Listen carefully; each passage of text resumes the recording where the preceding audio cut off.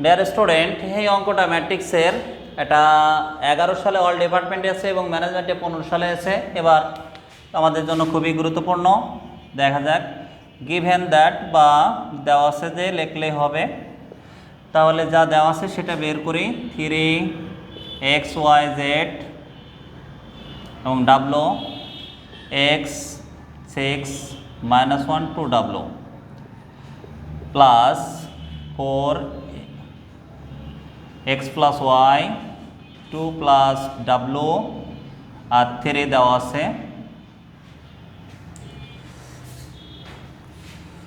তাহলে আমরা ফার্স্ট গুণ করে নিই, এটার সাথে সবগুলো গুণ করি। 3x 3y 3z 3w, এটা গুণ করে নিলাম। এবার ইকুয়াল আমরা সমান সমানটা বসিয়ে দিই। x 6 - 1 2w plus 4x + y z + w 3। এবার আমাদের কোনো ঝামেলা নেই, জাস্ট যেটা অবস্থানে যে অবস্থানে আছে আমরা সেটা দিয়ে মান নির্ণয় করতে পারবো। আমরা 3x আর এই 4 দিয়ে একটা মান বের করতে পারবো।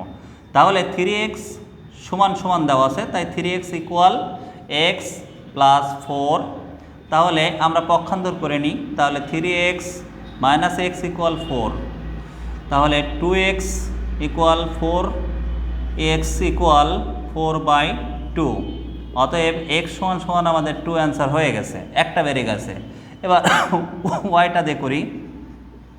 3y = আমরা x + y। তাহলে x এর মান অলরেডি পেয়ে গেছি, আমরা একটু পক্ষান্তর করে নিই। 3y - y, x এর মানটা আমরা 2 পাইছি, সেই 2টা বসিয়ে দেবো। তাহলে 2y = আমরা লিখতে পারি 2, y = লিখতে পারি 2/2। অতএব y = 1। এবার আমরা 3z বের করতে পারি, তার ডাব্লুটা আগে বের করে নিই, নাহলে ডাব্লুর মানটা নিয়ে একটু ঝামেলা হবে। 3w = 2w ইকুয়াল আমরা 3 লিখতে পারি।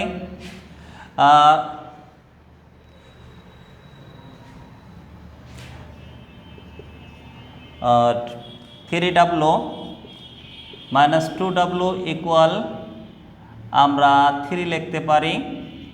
w = 3। নেক্সট, এবার আমরা 3z এরটা করি। তাহলে 3z এরটা করি। 3z = z + w। তাহলে 3z - z = wর মান অলরেডি পাইছি 3টা বসাই।